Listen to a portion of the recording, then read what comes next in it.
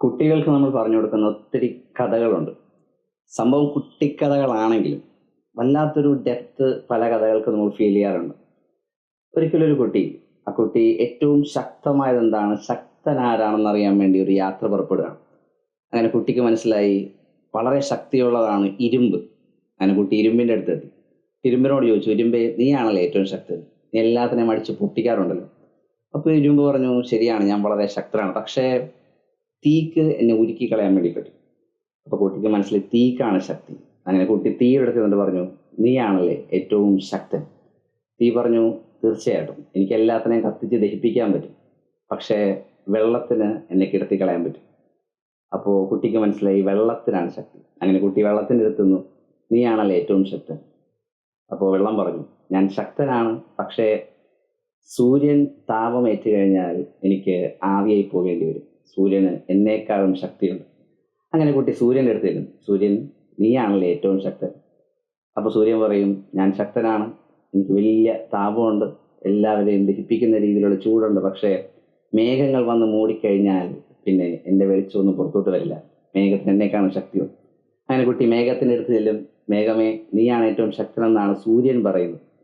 അപ്പോൾ മേഘം അത് സമ്മതിച്ചു കൊടുക്കും. എന്നിട്ട് മേഘം പറയും, പക്ഷേ കാറ്റിന് എന്നെ നീക്കിക്കൊണ്ട് പോകാൻ പറ്റും, കാറ്റിന് എന്നേക്കാളും ശക്തിയുണ്ട്. അങ്ങനെ കുട്ടി കാറ്റിൻ്റെ അടുത്ത് ചെല്ലും, കാറ്റേ, മേഘത്തെക്കാളും ശക്തൻ നീയാണ്, അപ്പോൾ നീയാണോ ലോകത്തെ ഏറ്റവും വലിയ ശക്തി. കാറ്റ് പറയും, ഞാൻ എല്ലാത്തിനെയും പറപ്പിച്ച് കളയാൻ ശക്തനാണ്, പക്ഷേ ഞാൻ എത്ര ശ്രമിച്ചാലും പർവ്വതങ്ങളെ, മലകളെ ഒന്നും നീക്കാൻ പോലും പറ്റാറില്ല. അങ്ങനെ കുട്ടി മലയുടെ അടുത്ത് ചെല്ലും, മല, നീയാണ് ഏറ്റവും ശക്തനെന്നാണ് കാറ്റ് പറയുന്നത്, ശരിയാണോ. അപ്പോൾ മല പറയും, പർവ്വതങ്ങൾ പറയും, ഞാനാണ് ശക്തൻ, പക്ഷേ എന്നെ തവിട് പൊടിയാക്കാൻ ശക്തിയുള്ള മനുഷ്യരുണ്ട്, അവരെന്നെ പൊട്ടിച്ചിതറിക്കാറുണ്ട്, പാറക്കല്ലുകളാക്കാറുണ്ട്, വീണ്ടും പൊടിക്കാറുണ്ട്. അപ്പോൾ മനുഷ്യൻ എന്നേക്കാളും ശക്തിയുണ്ട്. കുട്ടിക്ക് മനസ്സിലാവും മനുഷ്യനാണ് ശക്തി.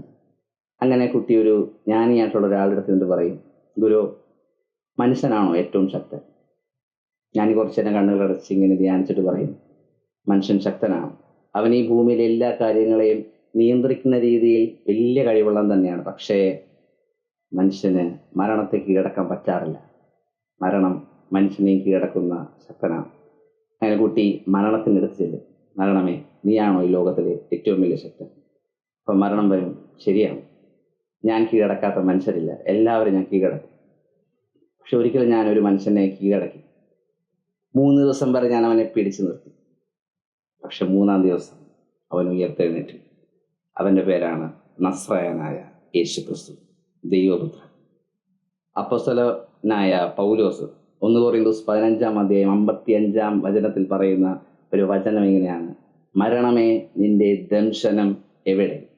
ഈ ലോകത്ത് ആർക്കും കീഴടക്കാൻ പറ്റാത്ത മരണത്തെ നോക്കി യേശു ദൈവപുത്രനായവൻ ശിഷ്യന്മാരെ, അപ്പോസ്തലന്മാരെ അയക്കുമ്പോൾ പറയുകയാണ്, നിങ്ങൾ എൻ്റെ നാമത്തിൽ നിങ്ങൾ പിശാചിനെ പുറത്താക്കുക, നിങ്ങൾ രോഗികളെ സുഖപ്പെടുത്തുക, കുഷ്ഠരോഗികളെ സുഖപ്പെടുത്തുക, നിങ്ങൾ മരിച്ചവരെ ഉയർപ്പിക്കുക. എൻ്റെ നാമത്തിൽ മരണത്തെ കീഴടക്കാൻ പറ്റുമെന്ന് ഈ ലോകത്ത് പറഞ്ഞത് ഒറ്റ ആളേ ഉള്ളൂ, ദൈവപുത്രനായ യേശു ക്രിസ്തുവാണ്. വെളിപാട് പുസ്തകം വായിക്കുമ്പോൾ 1-ാം അധ്യായം 18-ാം വചനം ഇങ്ങനെ പറയുകയാണ്, മരണത്തിൻ്റെയും നരകത്തിൻ്റെയും താക്കോലുകൾ എൻ്റെ കയ്യിലുണ്ട്. വിൻസെന്റ് ഫെറർ എന്നുള്ള വിശുദ്ധനുണ്ട്, സ്പെയിനിലെ വിശുദ്ധനാണ്, അത്ഭുത പ്രവർത്തനം എന്നറിയപ്പെടുന്ന വിശുദ്ധനാണ്.